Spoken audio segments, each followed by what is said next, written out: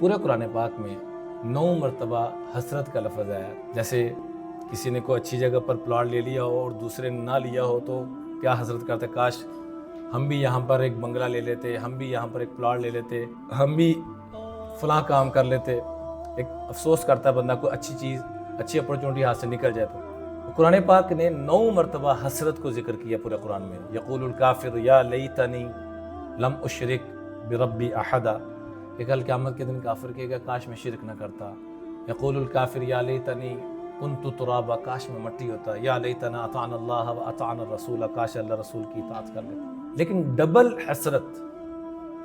حسرت بھی حسرت کرے گی پورے قرآن پاک میں صرف 1 مرتبہ ہی آئی.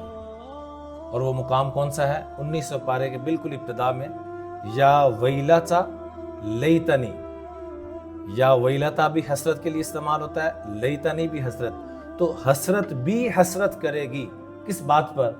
لم اتخذ فلانا خلیلا، ہائے کاش کہ میں فلاں شخص کو اپنا دوست نہ بناتا، میں کسی اچھے دوستوں کو اپنا دوست بناتا.